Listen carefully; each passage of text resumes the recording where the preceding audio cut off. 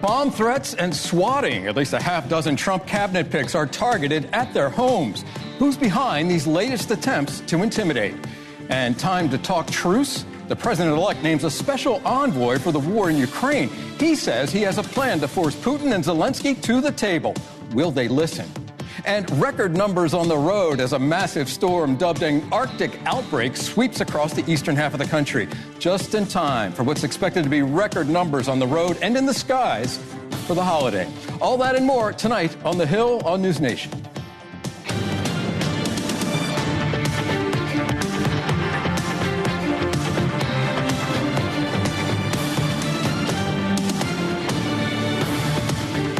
The FBI is investigating. The Speaker of the House calls it, quote, dangerous and unhinged. And the Trump team vows to move forward in spite of a series of threats against Trump cabinet and administration picks, saying, quote, dangerous acts of intimidation and violence will not deter us. The White House condemning the bomb threats and swatting at the homes of almost a dozen Trump picks. The White House says the president has been briefed and Biden officials have been in touch with the Trump team. Hello and good evening. Welcome to Washington. I'm Mike Vaquera, in for Blake Berman. This is The Hill on NewsNation. Well, it's been almost 3 years since Russia invaded Ukraine. Since then, Ukraine has kept Russia's gains to the eastern part of the country, aided by $64 billion worth of American military aid. An estimated 1 million people have died in that war. Today, President-elect Trump took a step to deal with the conflict, naming retired Lieutenant General Keith Kellogg as his special ambassador, saying, quote, we will secure peace through strength and make America and the world safe again. So we're going to start tonight with those threats against Donald Trump and cabinet administration officials. Our Robert Sherman is nearby, the president-elect's home in Mar-a-Lago, with the latest on this developing story. Robert? Hey there, Mike, and we're tracking multiple incidents here spanning several states coast to coast. Nobody has been hurt in the wake of any of these threats made by those appointees who will soon likely be joining the president-elect's cabinet. But law enforcement, nonetheless, taking all of this very seriously here. This is what Capitol Police had to say today. Said, quote, anytime a member of Congress is the victim of a swatting incident, that's a prank call made to law enforcement, we work closely with our local and federal law enforcement partners to protect ongoing investigations and to minimize the risk of copycats. We cannot provide more details at this time, but we have heard from some of those appointees who have shed some light on what exactly happened to them. One of them, Lori Chavez-DeRemer, who's the president-elect's pick for labor. She says that last night, my family and I were targeted with a pipe bomb threat at our Oregon home. Thanks to the quick response of the local sheriff's office, we are safe. We deeply appreciate their dedication to protecting our community. You've seen several incidents very similar in manner with other appointees. That includes Elise Stefanik, who is the president-elect's pick for ambassador to the UN, Lee Zeldin for the EPA, as well as Brooke Rollins for the Secretary of Agriculture position. The White House has released a statement. They say that the president is aware, he's been briefed, and President Biden unequivocally condemns all threats of political violence. Mike? Okay, Robert Sherman down at West Palm Beach, thank you very much. And joining us now is NewsNation law and justice contributor and former FBI special agent, Jennifer Coffindaffer. Jennifer, thanks very much for joining us on this Thanksgiving Eve. So what do we know about these threats? You know, we hear a lot about swatting. What is your level of concern? Mike, thanks for having me. Everybody needs to be concerned because this seems to be a coordinated effort. Look, you have 6 individuals so far. It's in decent time and space in terms of these threats coming in, and that's problematic because it does seem to be very organized. I can tell you the FBI and other federal officials are working overtime to get this solved, and they'll solve it, make no mistake. Yeah, so you mentioned the FBI investigation. What will this look like? What are the first steps they're going to take into looking into who or how many people even issued these threats and these swatting calls? Well, they're going to have to do a lot of digital forensic analysis on these phone calls that came in. Good swatters, people who are truly sort of professionals at this, will actually have several layers that are in between the actual call number that came in and the device that they're using. So it's going to be complicated, but it will be able to be solved. Okay, this is just the latest in a number of threats and outright attacks against Donald Trump and his allies.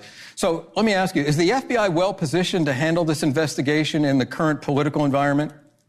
Yeah, absolutely. They are a apolitical organization. That is how the street agents are. And they're going to be working, like I said, overtime. I also find it very interesting that the timing of all of this during a holiday time frame, right, where a lot of people are on leave, on vacation, aren't around. That all changes when you have an event like this happen. The FBI will be at full staff trying to tackle this situation. All right. Jennifer Coffindaffer, thank you very much for joining us on this Thanksgiving Eve. To you, too. Happy Thanksgiving. Thank you, Mike. Happy Thanksgiving. Okay, joining us now, former governor of Wisconsin, Scott Walker. Governor, thanks for joining us. We just spoke with a former FBI agent, as you heard, Jennifer Coffindaffer. Wisconsin was one of several states that received a non-credible bomb threat at polling locations on Election Day. And though the FBI confirmed it was non-credible with threats to Russia, it did stir up a lot of concern. So how concerned are you about this latest round of threats? Well, it's absolutely outrageous. Doesn't matter, Democrat, Republican, there should be no threats against either current policymakers, be they members of the cabinet, members of the House or the Senate, regardless of party. It's absolutely outrageous. And with that many, it obviously is very concerning. It could be coordinated. But we need to push back in America. We shouldn't have people be intimidated from service, public service, whether it's appointed or elected office. So far, President-elect Trump has announced nearly all of his administration picks. And now multiple nominees, as we've heard, have been targeted by these bomb threats or swatting threats. The Speaker of the House, Speaker Johnson, says Joe Biden and all Democratic leaders have an obligation to speak up and condemn this now. So let me ask you, Governor, do you have confidence in the FBI's ability? Do you have confidence, we heard Jennifer Coffindaffer, in their ability to get to the bottom of this? Well, I certainly hope they'll focus, and I think President Biden's statement was appropriate. There needs to be unequivocal denouncement of this. I hope other members of the leadership on both parties, in both the House and the Senate, as well as governors. Governors can be outspoken in this regard as well, particularly in any of the states where we already know of threats. But, I had 100,000 protesters. Protesters are one thing separate from all that, though we had a much smaller number, but we had death threats against me and my family when I served as governor. We know how disconcerting that is. Certainly for someone who's serving in the cabinet, this is not the sort of thing that should be happening right now. You can disagree, but there should never be these sorts of threats. Right, and you mentioned that, and we all remember those images of protesters at the State House in Madison. In this political environment, how concerned are you that this type of threat seems to be escalating? Well, again, when you see the kind of names and tactics that are being used in campaigns, I hope now that the campaign is over, we'll see a little bit of that diffuse. But it's one thing to have intense disagreements. When you start using things like Hitler and other things out there, I think that raises a definite red flag. You can talk about policies you disagree with, but it gets to the point where people think they should take action above and beyond the ballot box, and that's not a good thing in any republic like America. Now, Governor, let me shift gears very quickly here to the nominees themselves. There's obviously been a lot of debate over one in particular, and many of them actually, Pete Hegseth and Tulsi Gabbard, of course. But much of the criticism against those two has come from Democrats. Now some Republicans are unhappy over the president-elect's pick for Labor Secretary Lori Chavez DeRemer, who was the victim of one of those threats we've heard over the night here. She has a pro-union record. Is the criticism of her fair coming from conservatives? Well, one, again, whether it's her or anybody else, prospectively in the cabinet, I denounce, as I mentioned, that those threats. Wouldn't have been my first pick for Labor Secretary, obviously considering my record of taking on the big government union bosses here in Wisconsin and the positive effect it had on education and other things in the state. Having said that, the thing to remember with this pick or any other out there is when you're in the cabinet, you serve at the pleasure of the President of the United States. So he is the one who will set the policy. He's the one who will enact this. Would I prefer someone who maybe's gotten a less of an alignment with organized labor and more with the working men and women of Wisconsin and across the country? Of course I would. But in the end, there's some things about Kennedy, designee of Health and Human Services. There's some things I like about him. There are other things I don't necessarily agree with him on. I hope, though, the policies he enacts and all the rest of them are the policies of President Trump and not necessarily their own personal perspectives. Well, it's interesting that he did nominate her, given her record. But let me ask you about another set of individuals that the president is going to be relying on. That, of course, is Elon Musk and Vivek Ramaswamy. to reform the government, as they call it. So there's an institute now forming in Wisconsin that's launching its own state project. It would to try to sort of cut back on what many regard as waste, fraud, and abuse, or simply waste in government spending. The Congress has a role to play here. Clearly, the power of the purse. What do you think are the prospects for success for this effort? They're talking about cutting $2 trillion out of a $6.5 trillion budget. I think it's incredibly exciting. Remember back decades ago, Ronald Reagan put together the Grace Commission. They had incredible ideas, but he unfortunately only had a Republican Senate. He didn't have majorities at any point during his presidency in the U.S. House. He did get things through like massive tax cuts in 81 and 86, but imagine how much more he could have gotten done with the House and the Senate working together. My hope is that you get congressional alliances working together, particularly when they can do budget reconciliation. And then on top of that, as you alluded to, there's a lot they can do on the administrative side of things.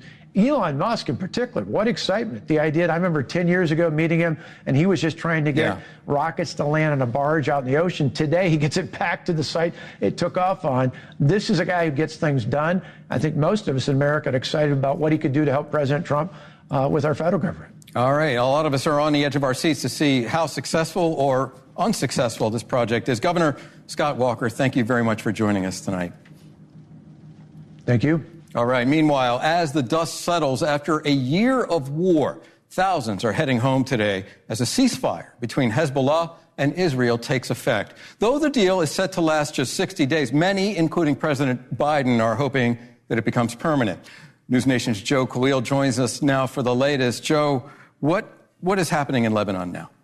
So what you're seeing are thousands of people coming back to their homes from the northern part of the country back to the south, close to the border with Israel. And what that is an indication of is that there is some faith that this peace deal may actually be for real and may last more than the 60 days that has been put forth. And actually, you're seeing the same thing on the Israeli side of the border as well. You've got a bunch of people north. Yeah, that are going back north to their home. So while, faith in that isn't exactly the biggest indicator yet of, is this going to last or not, it certainly shows that I think people feel like this is in a different place than back in 2006 when they had that. And we know the situation inside of Lebanon. It's been this way for years. Yeah. Hezbollah operates autonomously. The Lebanese government operates separately from Hezbollah, right. A very uneasy alliance in many cases. Yeah. What does this peace deal say about the relative strength of Hezbollah now, after a year of war, and after what's happened in the course of over the entire Middle East over the course of last year? Yeah, well, certainly the Biden administration,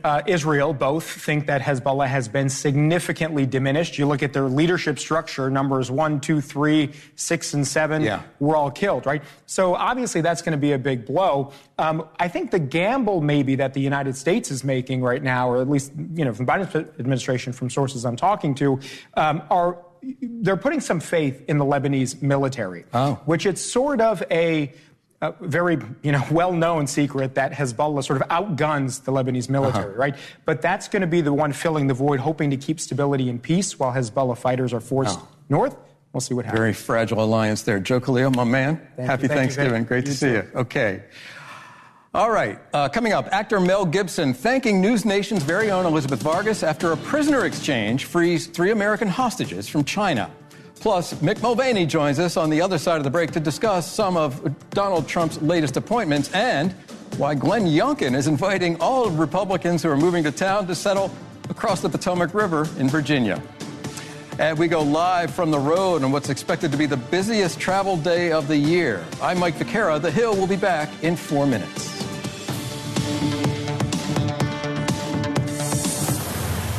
Welcome back to The Hill. Today, President-elect Donald Trump added another nominee to his cabinet. Retired Lieutenant General Keith Kellogg was announced as assistant to the president and special envoy to Ukraine and Russia. Kellogg served as chief of staff in Trump's National Security Council from 2017 to 2021. He's also offered suggestions on resolving the conflict in Ukraine and ending the war with Russia. Joining us now is Mick Mulvaney, NewsNation political and economic contributor, former OMB director under the Trump administration. Mick, here's what the president-elect said today on his Truth Social post. Quote, Keith has led a distinguished military and business career, including serving highly sensitive national security roles in my first administration. Okay, Mick, The retired general says he has a plan. Do you think that plan will end up with Russia taking over part of Ukraine that it now occupies after invading that country almost 3 years ago? I do. And I spent the better part of the last year traveling through Europe and Asia, and folks from all around the world thinks that's probably how this conflict ends. There's a very, very small chance Russia takes over all of Ukraine, almost a 0% chance that Ukraine gets all of its territory left. Small options like escalation or a forever war, but it's a 95% likelihood that the Ukraine will end up losing some territory, ceding that to Russia in exchange for closer ties to the West. Everybody I've talked to on both sides of the political aisle think that that's the outcome. The question is just, is it sooner rather than later? And I think with the appointment of Keith Kellogg, it may come sooner. Okay, General Kellogg has a plan. He enunciated a little while back before he was named to this post or nominated for this post. And that is essentially Ukraine and Russia call a truce, go back to the lines right now, the battle lines as they stand. Ukraine has to stop its fight. If they don't get any more American weapons. If Russia doesn't stop fighting, Ukraine does get more American weapons. And so how likely is Putin to come to the table? And more importantly, how likely is Donald Trump to play hardball with Vladimir Putin? Oh, Trump can play hardball with anybody. Putin can as well. But I guess the question is this: what better plan is there right now, other than, I guess, doing this forever, which is what I suppose a lot of folks in Europe want to see happen. But I think, again, most reasonable people think this ends with losing some territory to Russia, talking about Ukraine now, in exchange for closer ties to the West. That seems to make some sense. Will it make President Zelensky happy? No. But if you believe media reports, I think polling within Ukraine says that more than half the people now want to see in Ukraine now want to see the war end. So again, if there's a better plan out there, let's hear it. But it seems to me like this is plan A. Yeah, okay, Mick, let's talk about some of these bomb threats that we heard about today and swatting incidents, according to multiple nominees to Trump's cabinet. I should say Trump picks for his cabinet. So do you remember any threats like these during your time in the administration? I mean, this seems a very fraught political time when we're seeing this political violence and threats of political violence and intimidation. Yeah, and it's a sad result of the heightened rhetoric. I mean, if you call somebody Hitler long enough, maybe some crazy people will start to believe you. No, I didn't see this previously. Keep in mind, for example, when I got named to the cabinet, or at least nominated to the cabinet, I didn't get any protection whatsoever until after I was confirmed. Yeah. And then it was very, very low until I was chief of staff. So most of these folks have absolutely no security whatsoever. We didn't see this, Michael. We saw, the crazy nut jobs on the internet threatening your family and so forth, and you have to turn those over to the FBI. But we never saw anything the likes of pipe bombs at this level. Well, unfortunately, times have changed. I'm going to take a little lighter note here on our last question, Mick. Take a listen to the Republican governor of Virginia, Glenn Youngkin. He invited Trump's incoming cabinet nominees and picks to opt out of living in D.C. or Maryland and move to Virginia instead. To the new members of President Trump's administration moving to the area, I want to personally invite you to make Virginia your home. Virginia is right across the Potomac. We offer a great quality of life, safe communities, award-winning schools where parents matter, and lower taxes than D.C. or Maryland. Oh, come on, man. I've lived in the District of Columbia. I've lived in Virginia. I've lived in Maryland. I was raised in Maryland. I live in Maryland now. I mean, this is a very sensitive topic here in the DMV. What do you think? I mean, Republicans always move to Virginia, though. That's typical. People vote with their feet, don't they? Look, I wish I had seen the ad back in 2017 because I needed a place to stay when I joined to live when I joined the administration. And I bought a place in the district. I now wish I had bought a place in Virginia. Oh. I like walking to work, but the metro serves just as well. And there's plenty of good metro stops in Virginia. So I encourage the folks who are moving out of Congress, especially living in their office, into the administration to check out Virginia. All right. Mick Mulvaney, thank you very much, sir. Happy Thanksgiving. And to you as well, my friend.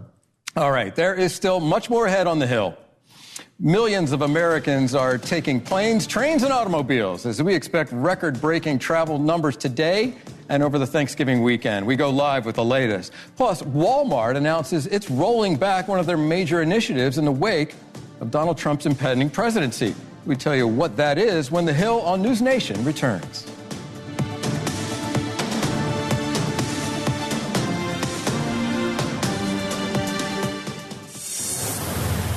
Remarkable women from across the country. 125 trailblazers will be honored with a chance to win $25,000 for the nonprofit of their choice. Nominations open through December 20th. Go to newsnationnow.com to enter a remarkable woman today.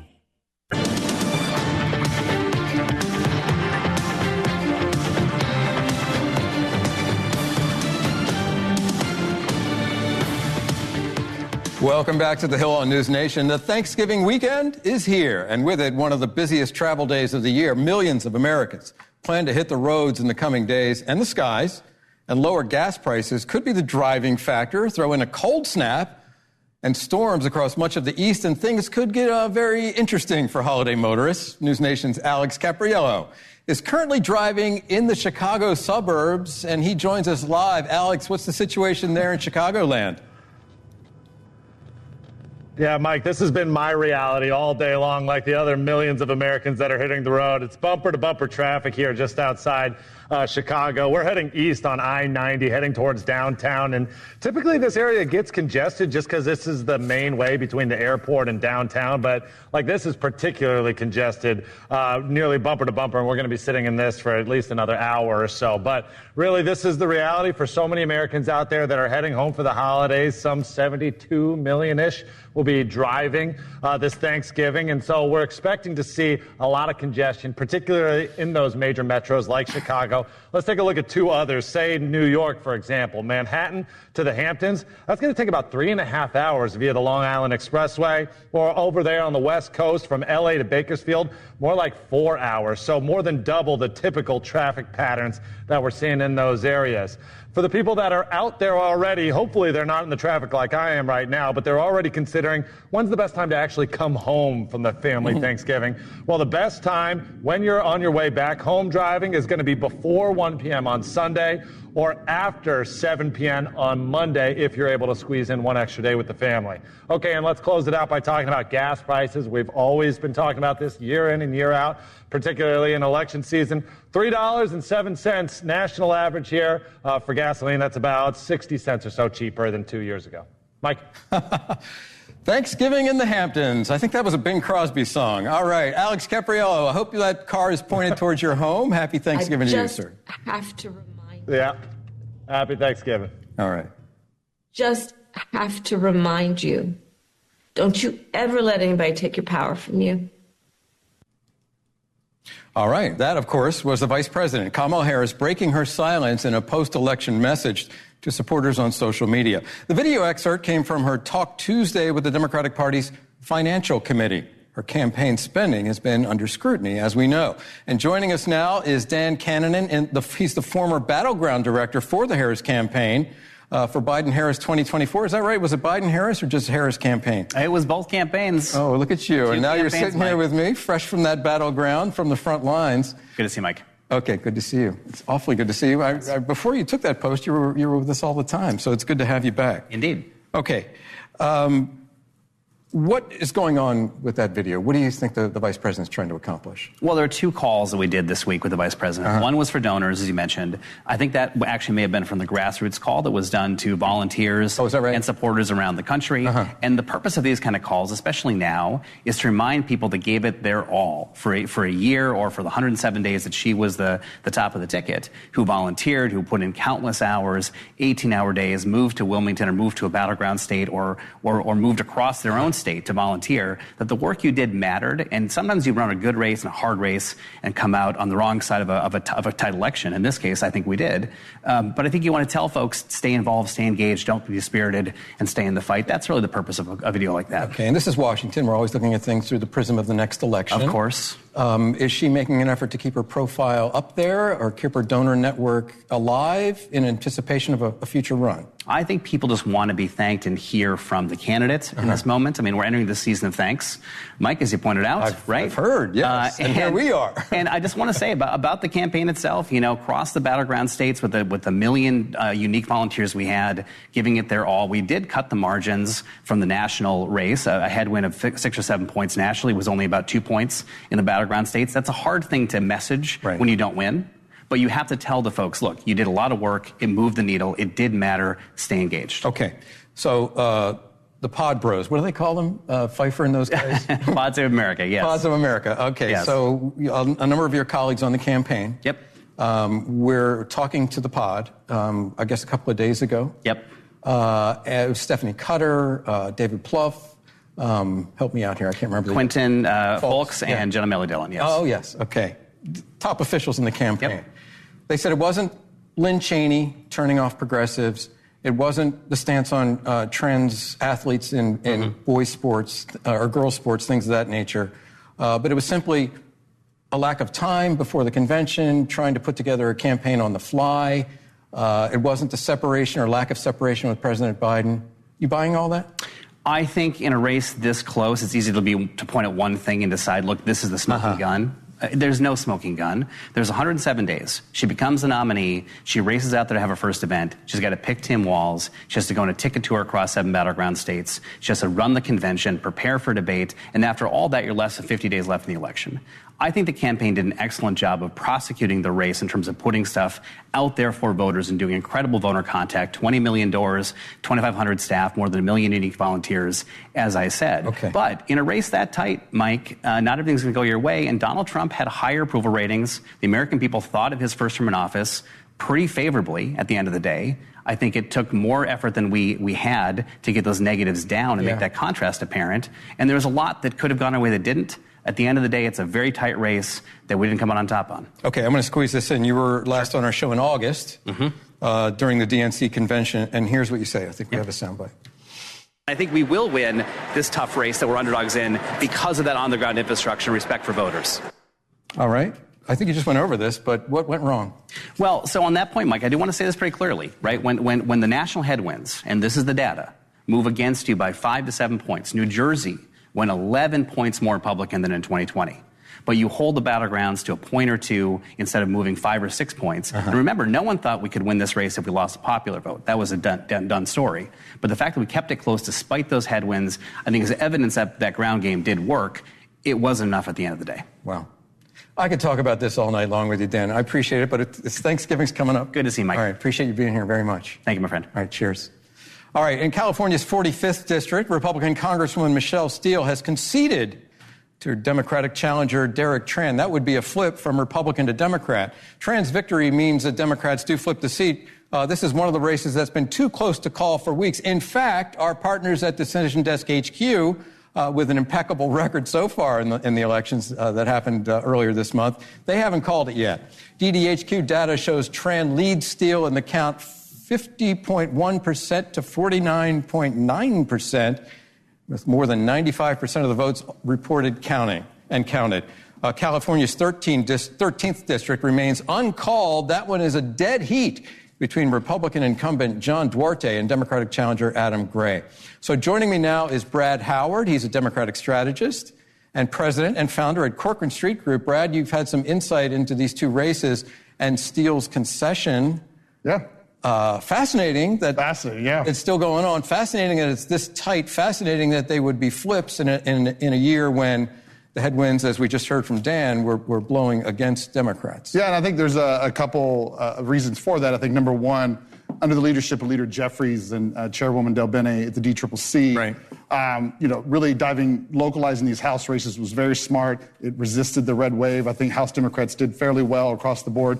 In particular, though, Brad Schneider, who just won his election to chair the New Dems, Tran as a New Dem endorsed. New Dems. Yeah, as a New Dem endorsed candidate. The New Dems were very involved in helping make sure he won. So I think Brad Schneider's adding another number into the New Dem caucus as we look to govern for the next 2 years. Okay, watch the New Dems. The Dem caucus. Yes. Numbers what now?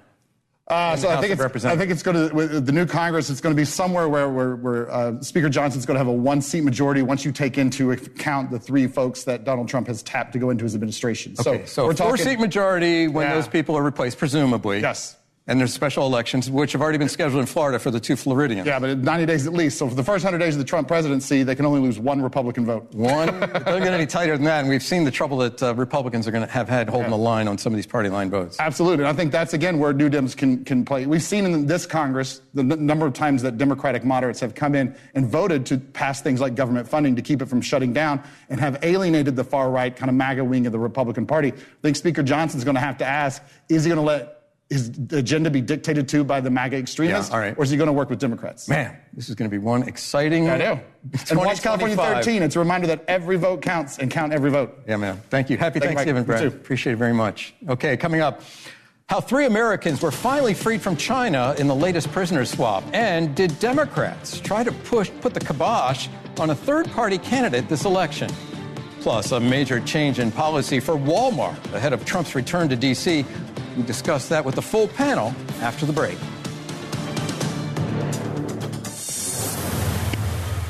Get ahead of the holiday rush with Travel Tracker with NewsNation's app. From up-to-the-minute weather updates to live traffic and flight info, stay on top of your travel plans across America. Download the NewsNation app now and click on the Travel Tracker today. Okay, welcome back to The Hill. Did you know there are currently more Americans detained in China than anywhere else in the world? The Biden administration has negotiated the release of 3 of them in a prisoner swap with an undisclosed number of Chinese nationals who are being held here in the U.S. John Long, Mark Swiden, and Kai Li were designated by U.S. officials as having been wrongfully detained in China. Their case earned national attention, including that of actor Mel Gibson, who thanked NewsNation's own Elizabeth Vargas for helping to raise awareness in a video message today. Take a listen. I want to send my congratulations and indeed my thanksgiving in this season to a man named Mark Swiden, who was recently released from a Chinese prison. Of course, Elizabeth Vargas, who reported this story several times, and Allison Weiner. Thank you and congratulations to all of you. Big Thanksgiving.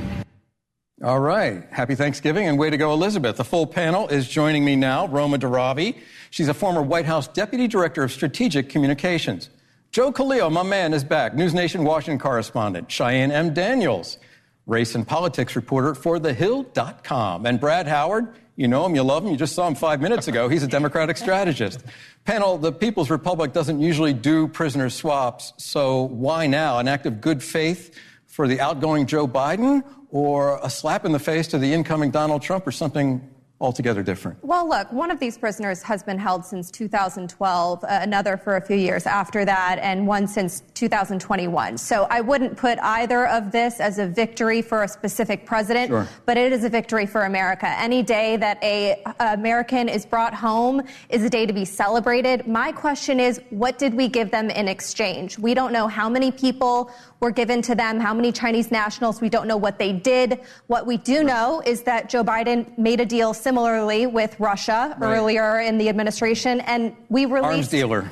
Some really, really terrible people. So, yeah, it's really important to look at the details Joe, here. what do we know about this? So, New York Times has reported, and no one else, as far as I can tell, that this is a person that, as we're releasing back, who was doing some kind of espionage. It was essentially a Chinese spy that we caught facing 20 years in prison, and we are now releasing that person, which I guess, in comparison to Victor Boot, doesn't seem as bad, but obviously that's not a good thing. Yeah. Having said that, today I saw something I'd never seen, which was Ted Cruz congratulate the Biden administration and praise them for the work. The election's done. Election's over. So, when you have Biden and Cruz on the same page. All right. I'm going to move on to the next topic now, and that is the centrist political group No Labels, hitting back at operatives in court who sought to undermine the organization's public image.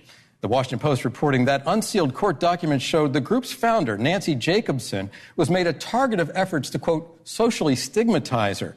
No Labels was also subject to a fake website that connected the group to Donald Trump and his allies in an attempt to sway public opinion. In a statement, No Labels legal advisor Dan Webb said, quote, "This goes well beyond typical political hardball. It was a conspiracy to deny voters, deny choices to voters, and an assault on our democracy. No Labels is fighting to expose this anti-democratic behavior so that it is never allowed to happen again." You know something about internal Democratic politics. Yeah. I mean, it's not typical hardball. It seems like typical hardball. No, I mean, this was, I think there's a lot of frustration in the Democratic Party that Nancy Jacobson was more concerned about raising money for herself and her organization than actively trying to contribute to the Democratic Party. And I would hypothesize that, well, she wasn't running as to be part of it. She wasn't organizing this to be part of the Democratic Party. She was trying to create a third party. But what I question is, I don't think their motives were pure in that sense. It seems like a lot of the donors that gave to No Labels were very interested in Republican tax policy. Right. But in fairness, she, Mark Penn, people associated with No Labels were openly anti-Trump, explicitly anti-Trump. Cheyenne, Republicans have engaged in this behavior as well. Cornel West, Republicans worked to get him on the ballot, Cornel West in North Carolina. Republican lawyers worked pro bono to get Jill Stein and the Green Party on the ballot in Wisconsin and Nevada. So is this a fair criticism? I think it's not, because of that very reason, right? I think what we're seeing is the sort of trouble Democrats have just to be a coalition together. If you either want Donald Trump or you want your Democratic choice, and you got to sort of make a decision to see how that's going to happen. So sitting there and then yelling at the people that you were hoping maybe over the other, I don't see how that's helpful at all. Okay, I want to turn now to the Walmart story. Walmart ending its DEI program, announcing that it wants to have inclusion, but it feels as though the time has passed. Cheyenne, I know you write about race and politics.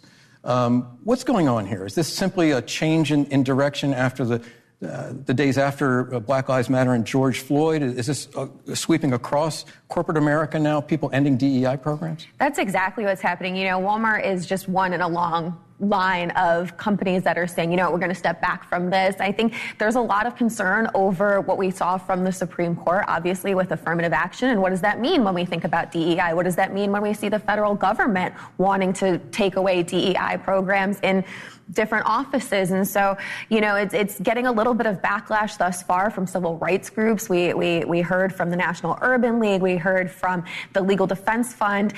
So it's definitely stirring up some emotions. It seems to be coming from a conservative front. Some are alleging. And so it's just kind of going to see how this rolls out and who else will be involved in it. I'll add real quick, too, that Democrats, I think the problem with a lot of these DEI initiatives is they were in name only.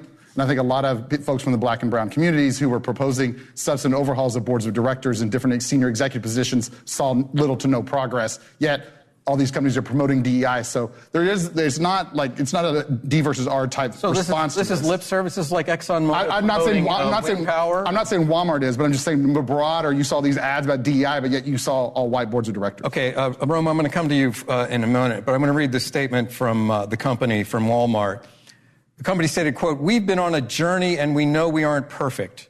But every decision comes from a place of wanting to foster a sense of belonging, to open doors to opportunities for all our associates, customers, and suppliers, and to be a Walmart for everyone."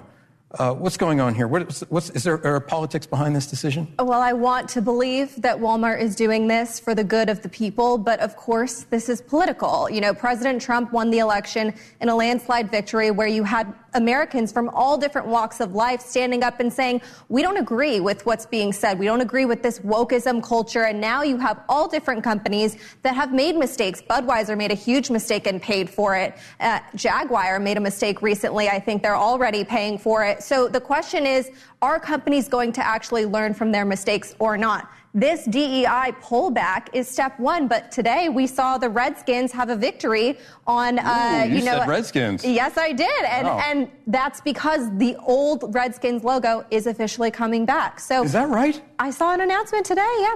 I did not know that. Maybe it's not official just yet. But the idea here is that cancel culture has been coming back across the board for different companies. And I think what Walmart is trying to do here is say, look, we're listening. We know you don't like what's been going on with this, so we're trying to correct it by just pulling back and taking away some of the stringent rules around it. And instead, just listening to the American people. Take them based off of their merit and not the color of their skin. All right, Joe, real quick. Can I say, the podcast you referenced earlier, Pod Save America, on that same one, the host, Dan Pfeiffer, said something like, we're losing the culture war, meaning Democrats are losing the culture war. I think this is bottom line. I think whether you agree or not, fair or not, I think Walmart's looking at polling, and some of these DEI things, again, right or wrong, are not as popular as they were a couple of years ago. But it's because they're not getting real progress. They're losing support. They're not getting any credit for doing DEI pushes when they're not getting results. Okay, we gotta move on here. I'm going to fact check that commander's thing. I'm going to check it as well. As a lifelong Washingtonian, someone told me to lie on that one. I've used that R word for 50 years of my life. I want to know what's going on here. Okay, I'm sorry, Shane, we got to go. Coming up, a surge of inflation is taking place in New York City today, but not the kind you might expect. We'll discuss that with the panel. Plus, On Balance is just a few minutes away, and Leland Vittert talks with political commentator Chris Cillizza about Trump's second term in office. That's coming up at the top of the hour. We'll be right back.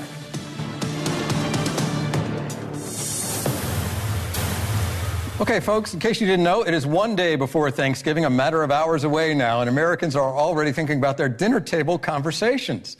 New polling out from Pew Research shows that 91% of Americans plan on celebrating Thanksgiving, with around 8% opting out of the celebration. Okay, that math adds up. But when it comes to politics, not many are eager to take part in the discussion.